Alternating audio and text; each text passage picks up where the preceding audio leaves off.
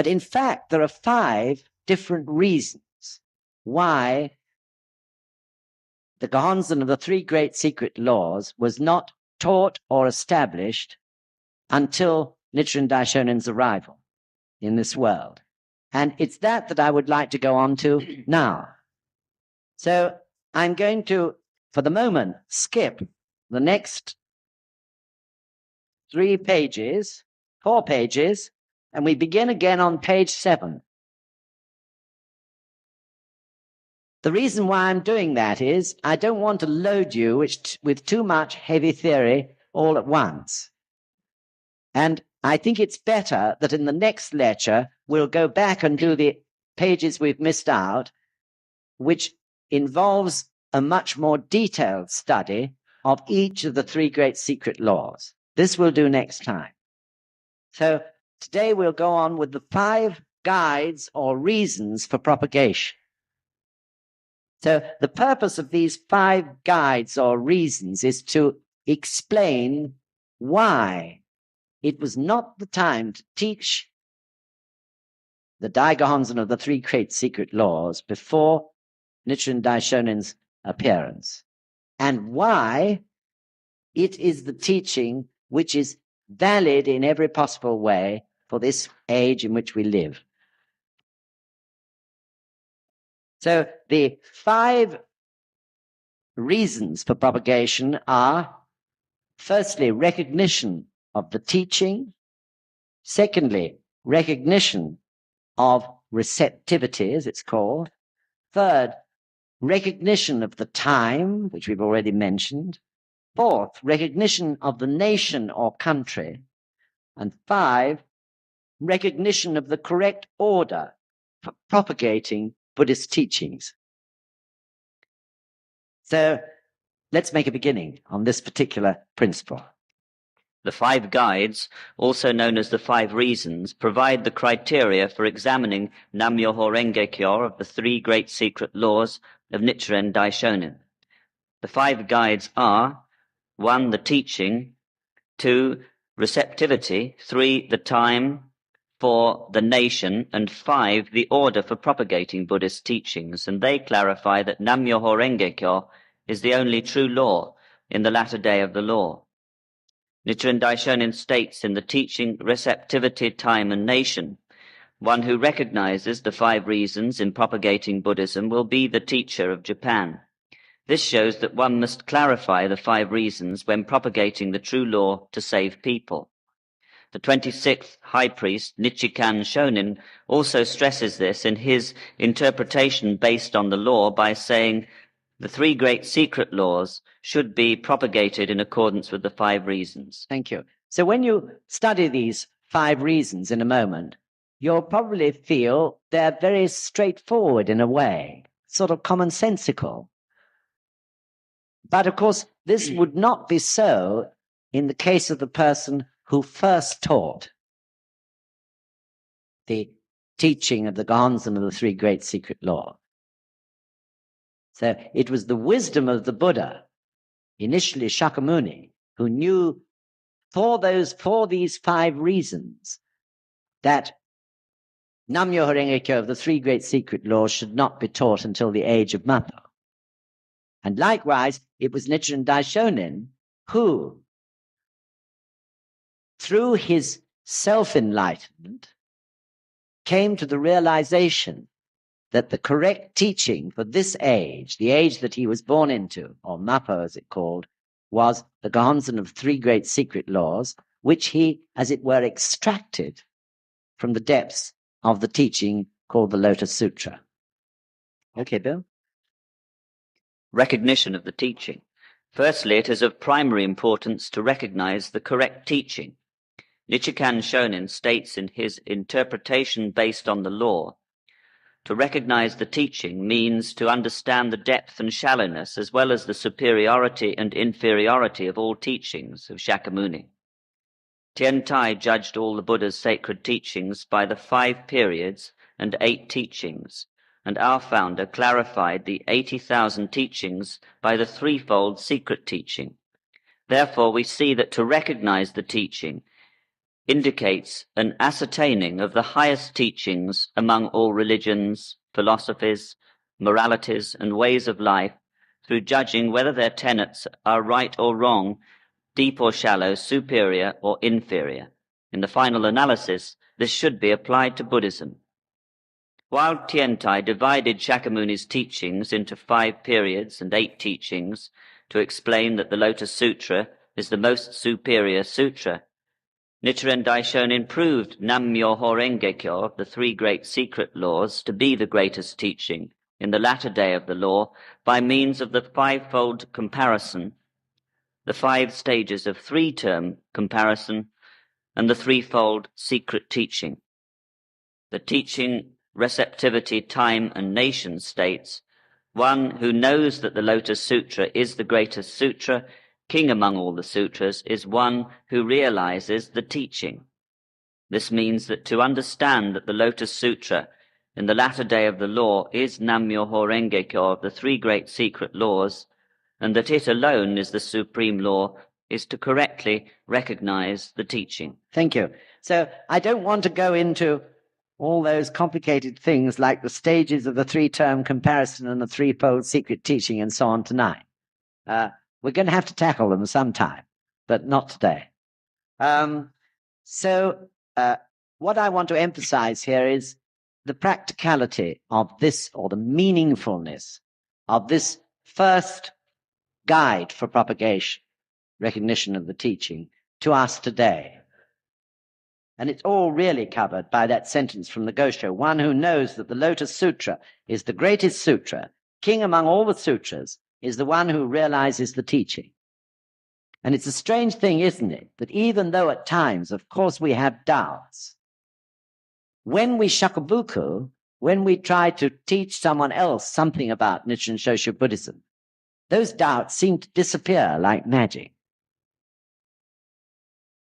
And the reason for this, of course, is that the act of shakubuku can only be done in the state of Buddha. Though you don't realize it, that is the state you're in. And therefore, your conviction in the validity of the teaching of Nam-myoho Renge-kyo is flowing from your life without you almost knowing it. So we do know when we teach others that the Lotus Sutra is the greatest sutra, king among all the sutras. The Lotus Sutra, of course, meaning as it always does in Nichiren Daishonin's writings, the Gohonzon. Of course, in order to be able to teach others, we must know that it's the correct teaching for this time. And we can only know that through proving it ourselves. Nevertheless, even when we've got one benefit, however small, it's enough to enable one to teach others. Because even that one benefit is proof that it is the king of all the sutras. It's actual proof of the validity of Nam-myoho Renge-kyo in our lives. We want to, of course, more and more understand that it will solve all our human problems today. And this we do understand because its power enables us to have actual proof in this life. We can apply it, the power of the Gohonzon, to every single human problem that we have. And we can always prove the power of that teaching working in overcoming that problem. So this gives us conviction that this is the king of the sutras. It's the right teaching for this age. If it can solve my human problems, of course it can solve your human problems or any other human problems. So in the Gosho, Nichiren Daishonin said words to the effect that even if they offered him the emperorship of Japan, if he would chant the Nembutsu instead of Nam-myoho Renge-kyo, and even if the ruling authorities said that they would behead his parents, never would he give up his teachings unless a wiser man proved him to be wrong. That's a very important quotation. In other words, doubts are inevitable, but always we must challenge them. And then we'll get the answer we need. We have to prove,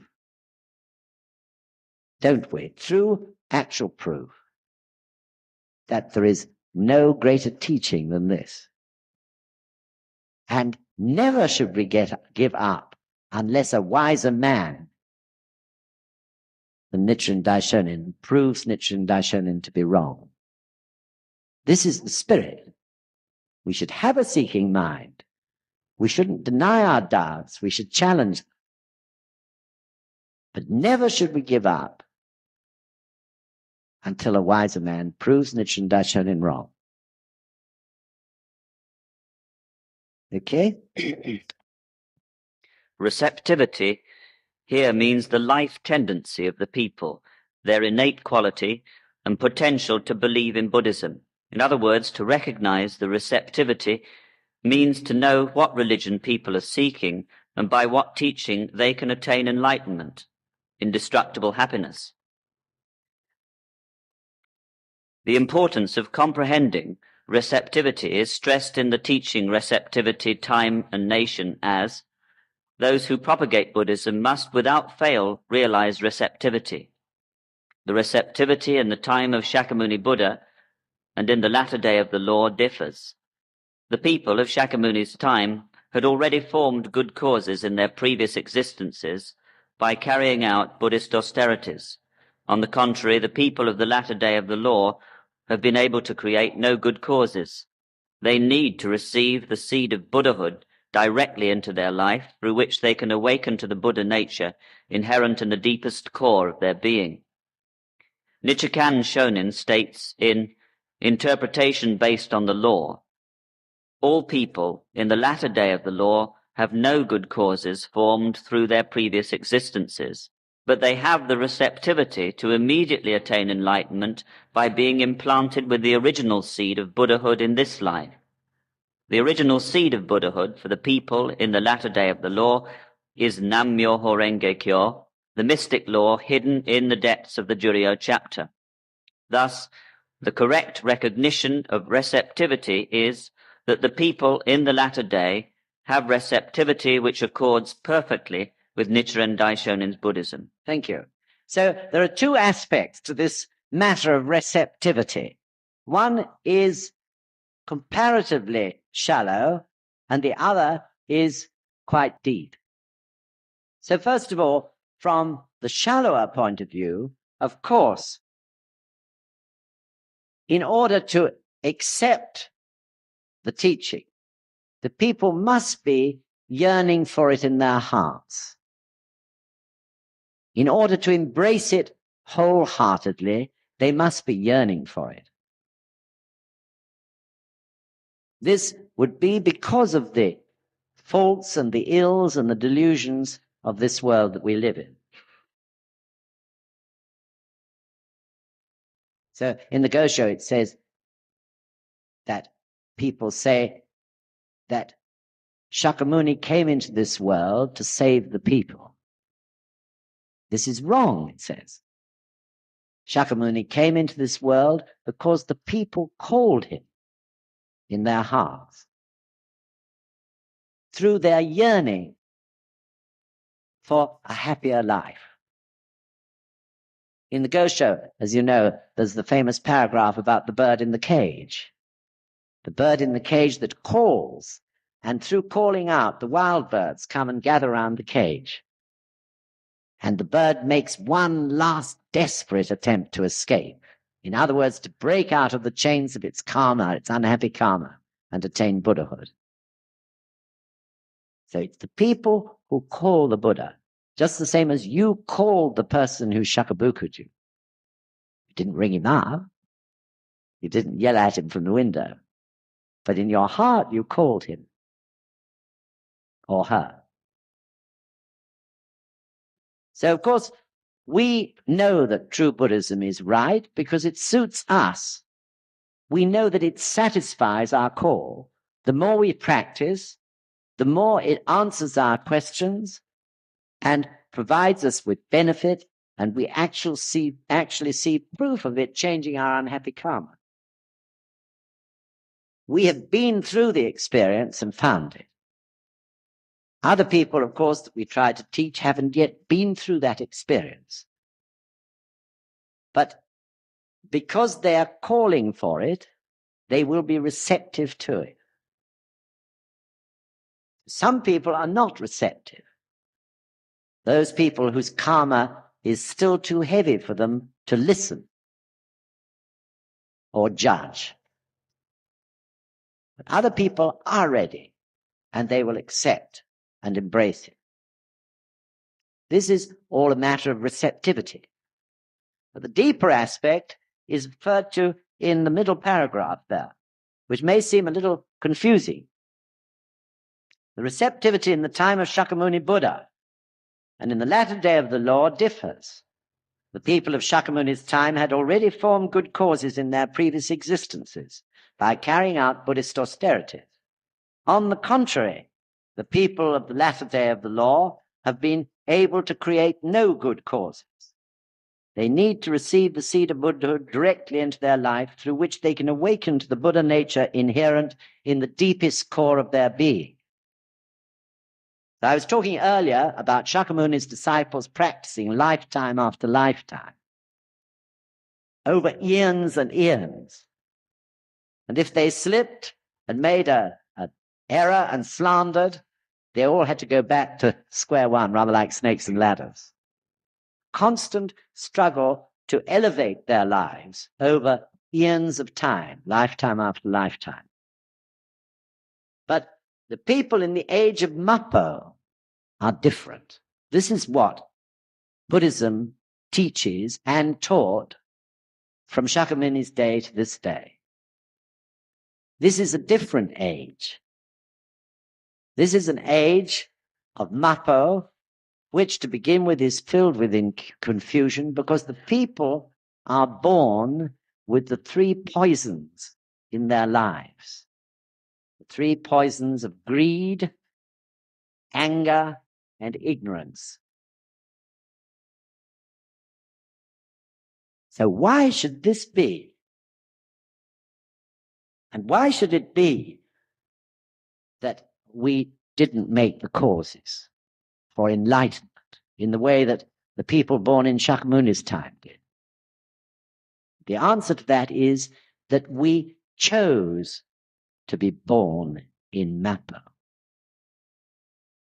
We chose to be born in the mud of the three poisons of society. We chose it because that is the only way to prove the power of the Gohonzon, by taking our lives out of that mud, or the poisonous, stinking mud of Mappo, and elevating our lives and attaining Buddhahood in this lifetime. Therefore, those people who are born in the age of Mappo must have a totally different and more powerful teaching than was perfectly satisfactory and adequate for the age of Shakyamuni. They have to receive the seed in this lifetime and then attain Buddhahood in one. And this is what the purpose of the Daigohonzon and the three great secret laws is. So in other words, we have all, of course, known the Gohonzon before. We were with Nichiren Daishonin in Kuon Ganjo. The Gosho says, in lifetime after lifetime, you will be born with your master. But we promised that we would undertake the difficult task of spreading the law in the age of Mappo, amidst the three poisons that afflict the world at that time. This is our mission as bodhisattvas of the earth. When we die, we shall probably be chanting to be reborn into the age of Mappo, to continue the battle against the three poisons, and to have another victorious life when we prove the power of the Gohonzon to everybody. This is our desire. When we've had a victory in this life, we shall feel like doing it again. This is our task, though sometimes when we're in the midst of the three poisons, it's difficult to believe. This is our purpose in life. So everybody who is born in the age of Mappo, in the whole wide world, are potentially bodhisattvas of the earth. But it depends upon their karma whether they'll be receptive to the teaching or not. So, of course, those with heavy karma who can't receive the teaching is because for a time they sunk. They couldn't get out of the swamp of the three poisons, and they committed slander in a previous life. That's why in this life there are certain people who cannot accept. But later they will, as they work their way on through lifetime after lifetime, because it is the mission of the bodhisattvas of the earth to receive Nam-myoho Renge Kyo. So this is why we're here in this hall now. We chose to be born in this age of the three poisons and to teach Nam-myoho Renge Kyo. So that is why it says there that we made no good causes. That is to say, we're totally different to Shakyamuni's disciples, who practice bodhisattva austerities lifetime after lifetime, exactly as Shakyamuni explained in the Lotus Sutra. Our role, our age, the state of development of this world is totally different to what it was in Shakyamuni's day and before his time. This is the age in the development of this world when three poisons rise up, the world losing its freshness, entering its eon of decline. This is when, in the midst of those three poisons, caused by the very beginnings of the decline of this planet, that bodhisattvas of the earth must appear in order to teach Nam-myoho Renge Kyo, to battle and prove that they have the key to activating life force sufficient to overcome the poisons of this age, the poisons which are inevitable in growth. Just like as a tree or a plant begins to wilt, it can be attacked by insects and grubs, beetles.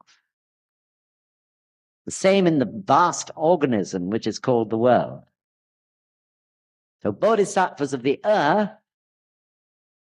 means from the very earth of life, from the very midst of those three poisons, the bodhisattvas appear.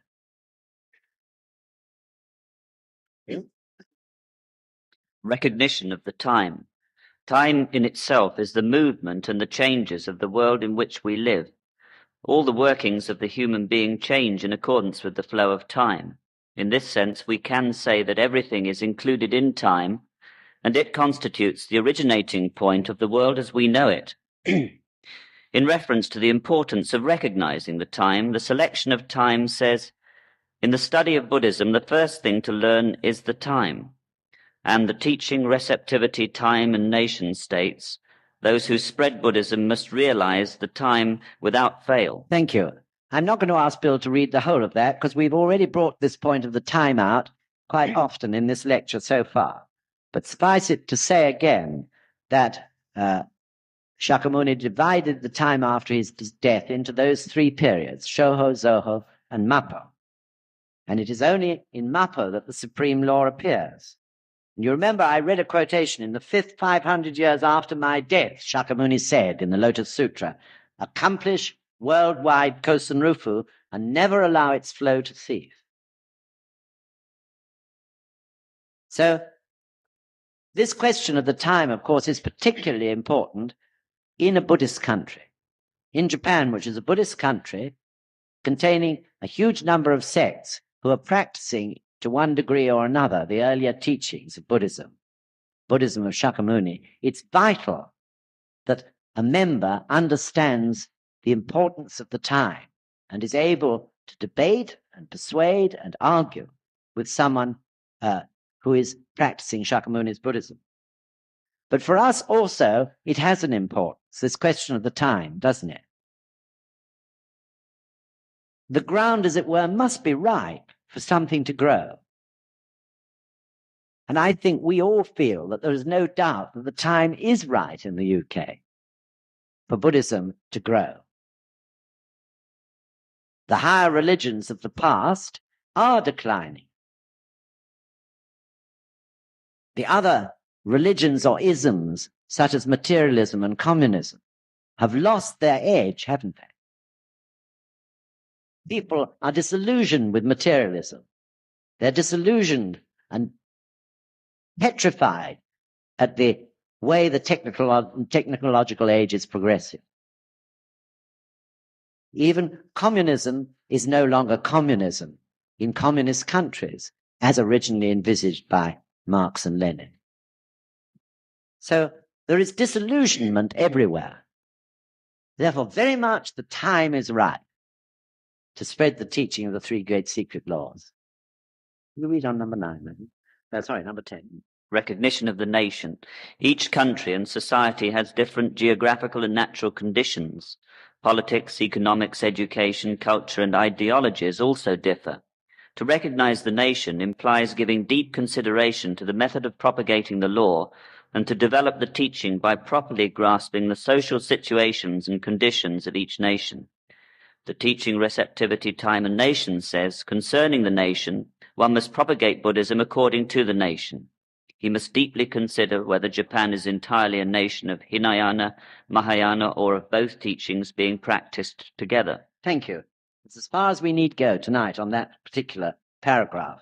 So this is, I think, quite easy to understand, that in order to be of any value, a religion must be able to adapt to the customs and culture of the country in which it is being taught, without, of course, weakening itself in any way. In other words, the true religion must be universal.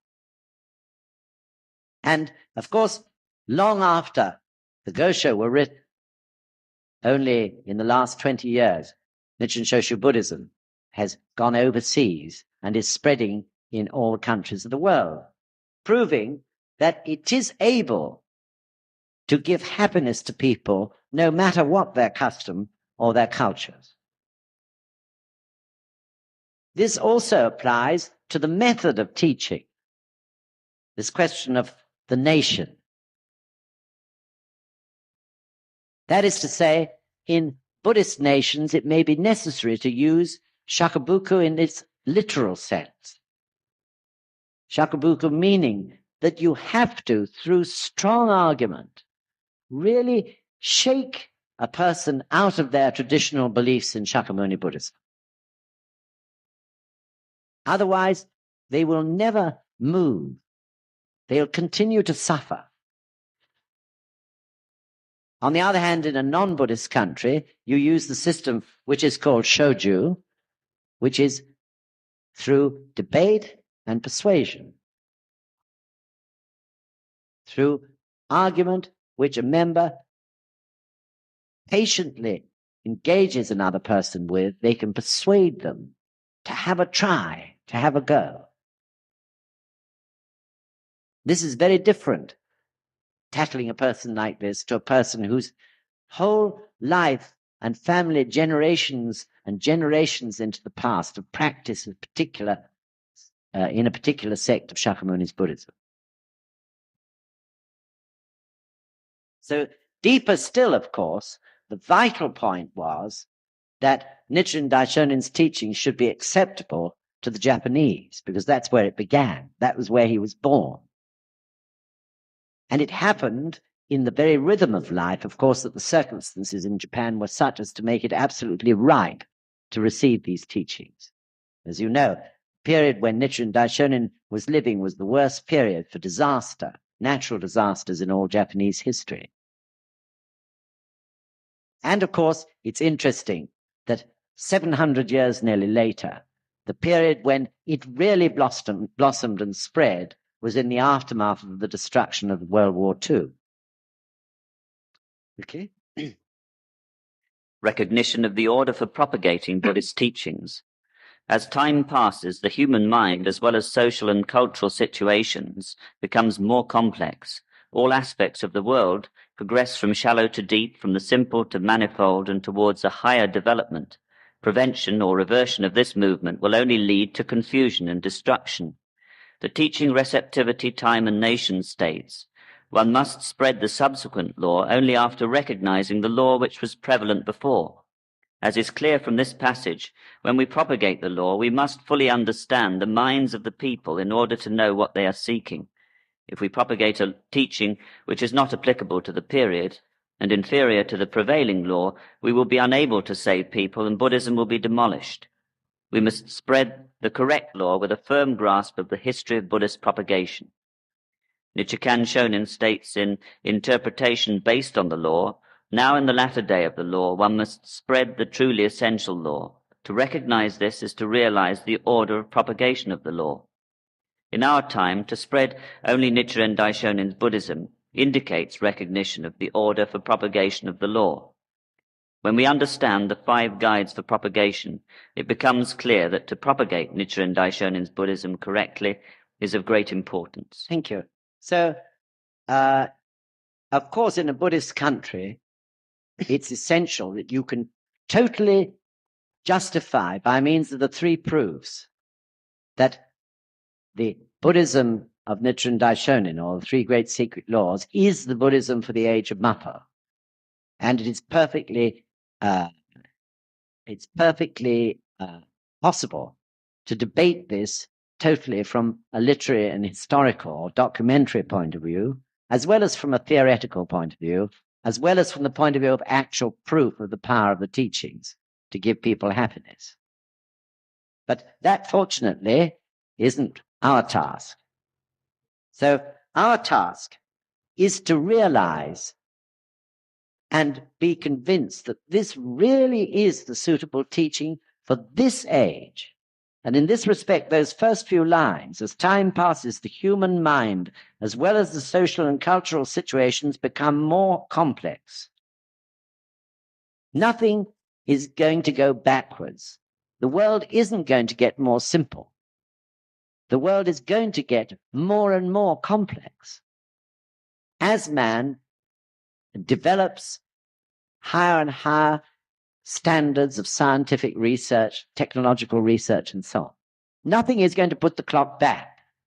If anyone tried to put the clock back, as it says in this paragraph, it would merely cause total confusion. Because through a process of evolvement, revolution and evolution, this is the state the world has reached now in its development, and that development will continue. It's no good saying that people should stop going out into space. People will go on going out into space until they can go further and further and further. This is the nature of man, always wanting to be seeking. It's the nature of man always wanting to be inventing. It's the nature of man to wish to progress.